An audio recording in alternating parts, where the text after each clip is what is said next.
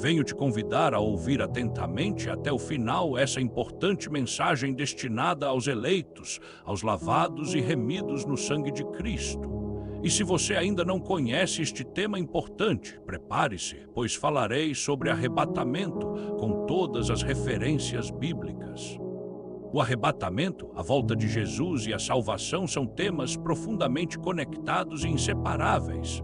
O arrebatamento está profundamente ligado à volta gloriosa de Jesus Cristo. É o momento em que a igreja, os filhos da fé, serão levados ao encontro do Senhor nos ares. Esse evento escatológico é exclusivo para os salvos, aqueles que foram remidos pelo sangue de Cristo. A base do arrebatamento está no sacrifício perfeito de Jesus na cruz do Calvário. Ele garantiu nossa redenção e nos preparou um lugar nos céus. Quando soar a trombeta, os mortos em Cristo ressuscitarão primeiro. Então, os vivos serão transformados e arrebatados num piscar de olhos. Seremos revestidos de corpos glorificados, livres da corrupção do pecado. Esse é o cumprimento da promessa de Jesus de nos levar para si mesmo. O arrebatamento marca o início do encontro eterno entre Cristo e sua noiva, a Igreja. Não será um evento secreto, mas uma manifestação poderosa da vitória de Cristo sobre a morte. A esperança do arrebatamento nos motiva a viver em santidade, aguardando nosso Salvador. Ele virá como Rei dos Reis para buscar seu povo comprado com seu próprio sangue. Esse glorioso dia será o ápice da história da redenção. E disse-lhes: não vos pertence saber os tempos ou as estações que o Pai estabeleceu pelo seu próprio poder, mas recebereis o poder do Espírito Santo que há de vir sobre vós, e ser-me-eis testemunhas, tanto em Jerusalém como em toda a Judéia e Samaria e até aos confins da terra. E quando dizia isto, vendo eles, foi elevado às alturas, e uma nuvem o recebeu, ocultando a seus olhos. E estando com os olhos fitos no céu, enquanto ele subia, eis que junto deles se puseram 2 homens vestidos de branco, os quais lhes disseram: homens galileus, por que estáis olhando para o céu? Esse Jesus, que dentre vós foi recebido em cima no céu, há de vir assim como para o céu o vistes ir. Essa passagem está no livro de Atos, no capítulo 1, versículos de 7 a 11, onde os discípulos assistem à ascensão de Cristo ao céu e anjos confirmam sobre a sua volta. No Antigo Testamento, não há uma doutrina explícita do arrebatamento no sentido escatológico cristão. Porém, há eventos e profecias que os intérpretes cristãos associam ao conceito de ser levado por Deus, seja individualmente como Enoque e Elias, ou coletivamente como na restauração escatológica de Israel. Vamos às principais referências. Enoque foi um homem justo que andou com Deus em meio a uma geração corrompida. Sua principal característica foi uma vida de íntima comunhão com o Senhor, destacando-se por sua fé e obediência. A Bíblia relata que ele andou com Deus por 300 anos, gerando filhos e testemunhando da verdade. Enoque não passou pela morte como os outros homens, pois Deus o tomou para si de forma sobrenatural. Sua trasladação foi um ato divino que demonstra o favor de Deus aos que o buscam com integridade. Ele se foi porque Deus o levou, tornando-se um símbolo da vitória sobre a morte e um precursor do arrebatamento, ainda que esse termo não tenha sido citado. Tomar no hebraico lakash implica um ato divino de remoção sem morte física. Pela fé, Enoque foi trasladado para não ver a morte e não foi achado porque Deus o trasladara, visto como antes da sua trasladação alcançou o testemunho de que agradara a Deus. Carta aos Hebreus, no capítulo 11, versículo 5. No livro de 2 a Reis, no capítulo 2, versículos 11 e 12, Elias, grande profeta e homem de Deus, foi levado vivo aos céus em um impressionante turbilhão, marcando uma das mais extraordinárias intervenções sobrenaturais registradas nas Escrituras. Enquanto caminhava com seu discípulo Eliseu, repentinamente surgiu um carro de fogo puxado por cavalos flamejantes, separando os 2 homens num espetáculo divino. Num poderoso redemoinho celestial, Elias foi arrebatado vivo, sem experimentar a morte física, deixando Eliseu estupefato diante do milagre. Meu pai, carro de Israel e seus cavaleiros!" exclamou Eliseu, reconhecendo naquela partida gloriosa o poder do Deus que transcende as leis naturais.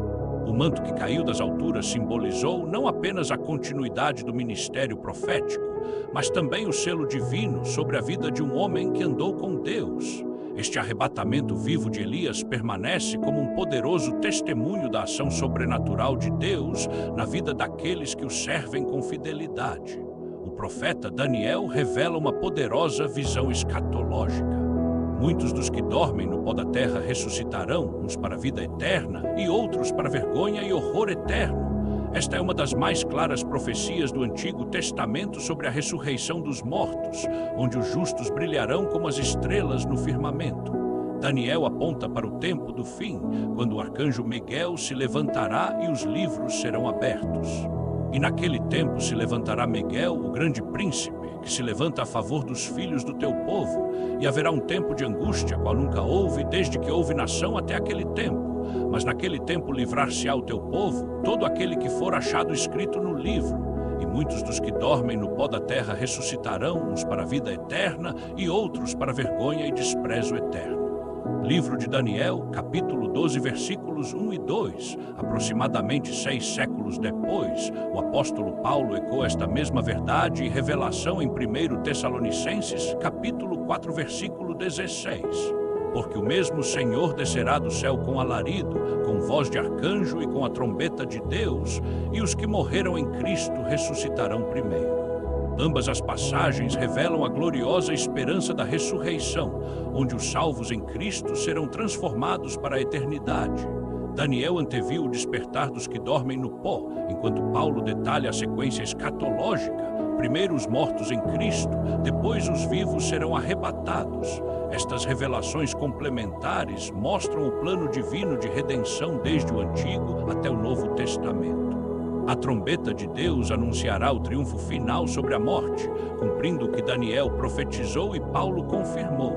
Os santos de todas as eras ressuscitarão com corpos glorificados, conforme a promessa do Senhor Jesus. Esta é a bendita esperança que une os profetas e apóstolos na mesma revelação escatológica, o que disse o Senhor Jesus sobre o arrebatamento. Vejamos no livro do Evangelho de Mateus, no capítulo 24. No esplendor de sua majestade, Jesus revela aos discípulos os mistérios dos últimos tempos, anunciando sua segunda vinda com palavras que ecoam através dos séculos. Assim como nos dias de Noé, quando a humanidade, mesmo advertida por 100 anos, ignorou o clamor do juízo iminente, até que as águas irromperam e tudo foi consumido, assim também será no dia do Filho do Homem. A indiferença cobriu a terra como um manto e o dilúvio veio sem piedade. Hoje o alerta ressoa novamente. Vigiai, pois o Senhor virá quando muitos, mergulhados na ilusão da rotina, menos aqueles que o esperarem.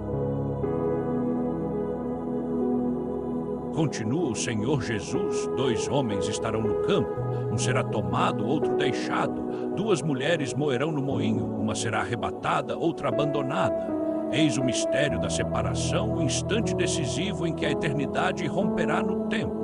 Não haverá sinal exterior que distinga os escolhidos, senão a prontidão de seus corações. Por isso vigiai, pois não sabeis em que hora virá o vosso Senhor. Se o dono da casa soubesse a que hora o ladrão viria, certamente velaria e não deixaria sua casa ser violada. Assim também vós estai preparados, porque o Filho do Homem virá numa hora em que não o aguardais. O de repente divino não será precedido por trombetas terrenas, mas pelo silêncio da normalidade, quando os homens disserem paz e segurança. Então, como relâmpago que corta os céus, virá o fim. Que ninguém se iluda com a falsa segurança deste mundo, achando que esse dia tardará, pois aquele dia será como uma rede lançada sobre todos. Benditos os servos que, mesmo na demora aparente, mantêm as lâmpadas acesas e os corações despertos. A vigilância não é um momento, mas uma vida inteira de expectativa sagrada.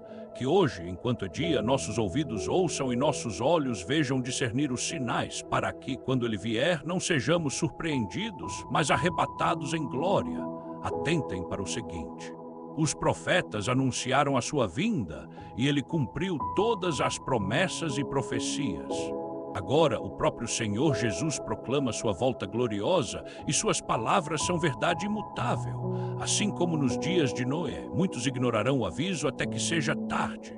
Dois estarão juntos, e um será levado, o outro deixado, eis o grande momento da separação. Vigiai, pois ele virá como um ladrão na noite, inesperadamente. Que nossos corações estejam prontos, firmes na fé e atentos ao seu chamado. No Evangelho de João, no capítulo 14, do versículo 1 ao 3, temos as palavras de Jesus. Não se turbe o vosso coração. Credes em Deus, crede também em mim. Na casa de meu Pai há muitas moradas. Se não fosse assim, eu vou-lo teria dito. Vou preparar-vos lugar. E quando eu for e vos preparar lugar, virei outra vez e vos levarei para mim mesmo, para que onde eu estiver estejais vós também. Jesus aqui está dizendo expressamente que está preparando lugar. Imaginemos, se Deus formou os céus e a terra em 6 dias e podemos contemplar toda a sua criação, o que está sendo reservado para nós, a considerar que essa promessa já tem 2000 anos. Mas, como está escrito, as coisas que olhos não viram, nem ouvidos ouviram, nem penetraram o coração do homem, são as que Deus preparou para os que o amam. Texto do apóstolo Paulo em sua carta aos 1 Coríntios capítulo 2 e versículo 9. Ou seja, não existem palavras para descrever sobre esse lugar.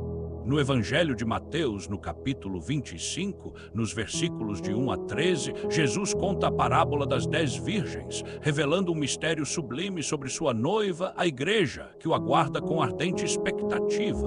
O Cristo, o noivo, novamente temos uma representação numérica de 2 classes de pessoas. 5 prudentes e 5 insensatas, todas tinham lâmpadas, mas só as sábias levaram uma reserva de azeite consigo. As lâmpadas acesas simbolizam a fé viva que brilha nas trevas, testemunhando a esperança da vinda do noivo. O azeite, porém, é o próprio Espírito Santo, a presença viva de Deus que mantém a chama da devoção acesa até o grande encontro. A noiva não pode apenas parecer preparada, ela deve estar cheia do óleo da unção, alimentada pela oração, pela palavra e pela comunhão com Deus. Esses itens representam a reserva de azeite que nunca pode faltar, mas à meia-noite, quando menos se esperava, ecoou o clamor: aí vem o noivo. As virgens despertam às pressas, porém as insensatas, vazias de azeite, correm para buscá-lo. Tarde demais. Enquanto se ausentam, o noivo chega e as que estavam prontas entram com ele para as bodas e a porta se fecha.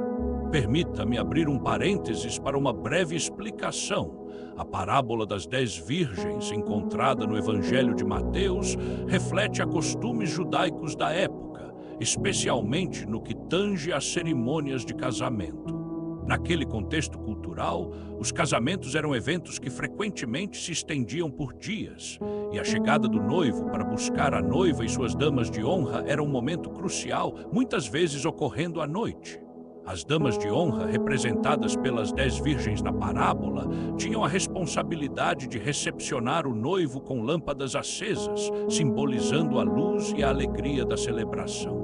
A preparação era essencial, pois o noivo podia demorar, exigindo que as virgens tivessem não apenas suas lâmpadas, mas também uma reserva de azeite.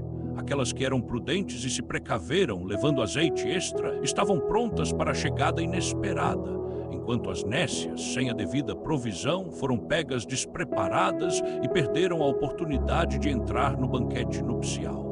Essa espera vigilante e a necessidade de estar pronto para a chegada do noivo eram elementos centrais nos casamentos judaicos. E a parábola de Jesus os utiliza para ilustrar a importância da vigilância espiritual e da prontidão para o reino dos céus. Que advertência solene! Não basta começar bem, é preciso perseverar até o fim com o coração cheio do Espírito. A insensatez espiritual leva ao desespero eterno, quando já não há tempo para preparo. Vigiai, pois não sabeis o dia nem a hora em que o Filho do Homem virá. Mais uma vez o Senhor Jesus alerta. Que nossa lâmpada nunca se apague, mas brilhe com o fogo santo da fé, da obediência e do amor. A noiva que o espera com alegria e zelo não será surpreendida, mas recebida com júbilo na eternidade. A porta está aberta hoje, mas amanhã pode ser tarde, por isso, enchei-vos do azeite da graça enquanto é tempo. Eis o chamado urgente. Mantenha as vossas lâmpadas acesas, pois o noivo está às portas. Agora vamos mergulhar em uma das passagens mais impactantes da Bíblia, um texto que ecoa profundamente nos escritos do apóstolo Paulo e que aponta diretamente para a gloriosa volta de Jesus. É um trecho que nos dá uma clareza impressionante sobre a ressurreição dos mortos e o arrebatamento daqueles que estiverem vivos quando esse dia chegar. Estamos falando da primeira carta aos Tessalonicenses, no capítulo 4, dos versículos 13 ao 18. Essa parte da Escritura não é apenas uma promessa, é um consolo, uma esperança e um aviso. Ela descreve com detalhes o momento em que Jesus retornará, não apenas para buscar os que já partiram na fé, mas também para levar consigo aqueles que estiverem vivos e fiéis. É uma visão poderosa que nos convida a refletir sobre a nossa própria prontidão e a aguardar com esperança inabalável esse grande dia, que está mais próximo do que imaginamos. Vamos ao texto. Não quero, porém, irmãos, que sejais ignorantes acerca dos que já dormem, para que não vos entristeçais como os demais que não têm esperança. Porque se cremos que Jesus morreu e ressuscitou, assim também aos que em Jesus dormem, Deus os tornará a trazer com ele. Dizemo-vos, pois, isto pela palavra do Senhor, que nós, os que ficarmos vivos para a vinda do Senhor, não precederemos os que dormem. Porque o mesmo Senhor descerá do céu com alarido, e com voz de arcanjo, e com a trombeta de Deus, e os que morreram em Cristo ressuscitarão primeiro. Depois nós, os que ficarmos vivos, seremos arrebatados juntamente com eles nas nuvens, a encontrar o Senhor nos ares, e assim estaremos sempre com o Senhor. Portanto, consolai-vos uns aos outros com estas palavras. Já na carta aos Hebreus, no capítulo 9, versículo 28, está escrito: assim também Cristo foi oferecido uma só vez em sacrifício para tirar os pecados de muitas pessoas. Depois ele aparecerá pela segunda vez, não para tirar pecados, mas para salvar as pessoas que estão esperando por ele. Em sua carta, o apóstolo Tiago deixou registrado no capítulo 5, nos versículos de 7 a 9, por isso, irmãos, tenham paciência até que o Senhor venha. Vejam como o lavrador espera com paciência que a sua terra dê colheitas preciosas. Ele espera pacientemente pelas chuvas do outono e da primavera. Vocês também precisam ter paciência. Não desanimem, pois o Senhor virá logo. Irmãos, não se queixem uns dos outros para não serem julgados por Deus. O juiz está perto, pronto para vir. Não poderia deixar de relatar a incrível e impressionante passagem no livro de Atos, capítulo 8, versículos 26 ao 40. Um anjo do Senhor falou a Filipe: vá para o caminho deserto que desce de Jerusalém a Gaza. Sem hesitar, Filipe partiu. No caminho encontrou um homem importante. Um eunuco etíope, tesoureiro da rainha Candace, que voltava de adorar em Jerusalém. Sentado em sua carruagem, lia em voz alta o profeta Isaías, mas não entendia. O Espírito disse a Filipe: aproxime-se dessa carruagem. Correndo até ele, Filipe ouviu o eunuco ler, como ovelha foi levado ao matadouro. Você compreende o que lê? Perguntou Filipe. O homem respondeu: como posso, se ninguém me explica? E convidou Filipe a subir. Ali começou a pregar-lhe Jesus, mostrando que Isaías profetizara sobre o Cordeiro de Deus, que morreu e ressuscitou. Crendo, o eunuco exclamou: eis aqui água. O que impede que eu seja batizado? Filipe respondeu: se crê de todo o coração, pode. E parando a carruagem, desceram até um rio onde Filipe o batizou. Ao saírem da água, o Espírito arrebatou Filipe. O eunuco, cheio de alegria, seguiu viagem. Filipe, porém, Deus o transportou de maneira sobrenatural para Azoto, pregando o evangelho por todas as cidades até chegar a Cesareia. O trecho mencionado, desde o caminho deserto que descia de Jerusalém até Azoto, a antiga Asdod, abrangia cerca de 60 a 70 quilômetros, dependendo da rota. Gaza ficava a sudoeste de Jerusalém, enquanto Azoto estava mais ao norte, na costa do Mediterrâneo. Após o batismo do eunuco, Filipe foi arrebatado pelo Espírito e reapareceu em Azoto, que ficava a cerca de 40 quilômetros de Gaza. Essa região era parte da antiga estrada que ligava Judá ao Egito, uma rota vital para viajantes e comerciantes. Para nós, hoje essa distância pode não representar muito. A Bíblia não especifica medidas exatas, mas a geografia histórica confirma que essas eram jornadas longas, feitas a pé ou em carruagens sob um sol intenso. A doutrina do arrebatamento resplandece como uma luz de esperança inabalável, um pilar fundamental da fé cristã que ecoa as promessas mais sublimes do Novo Testamento. Não é apenas uma teoria teológica, mas a certeza de um evento vindouro, sem data no calendário, que transformará a realidade para sempre. Pense nas palavras de Jesus em João 14, quando ele promete voltar para nos levar para si, para onde ele está, a fim de que também nós estejamos lá. Essa é a essência do arrebatamento, a promessa de um reencontro glorioso, um casamento de maneira sobrenatural entre Cristo e sua igreja. Os sinais dos tempos, tão claramente descritos nas Escrituras, desde os evangelhos sinóticos até as epístolas de Paulo e o livro do Apocalipse, apontam para a iminência desse dia. Guerras e rumores de guerras, fomes, pestes, terremotos em diversos lugares, multiplicação da iniquidade e a apostasia nos últimos tempos, são como as dores de parto que antecedem um novo nascimento. Contudo, em meio a essas turbulências, a doutrina do arrebatamento nos oferece consolo e uma perspectiva eterna, lembrando-nos que nossa verdadeira cidadania não é terrena, mas celestial. Ela nos impulsiona à vigilância, à santidade e à proclamação do Evangelho, pois sabemos que o tempo é breve e a vinda do Senhor está às portas para aquele que crê. É a esperança viva que nos mantém firmes diante das adversidades, aguardando com expectativa a trombeta final e o brado do arcanjo, quando seremos transformados e elevados para encontrar o Senhor nos ares. Que essa verdade nos inspire a viver cada dia com propósito e paixão, prontos para a sua gloriosa volta para buscar o seu povo e sua igreja.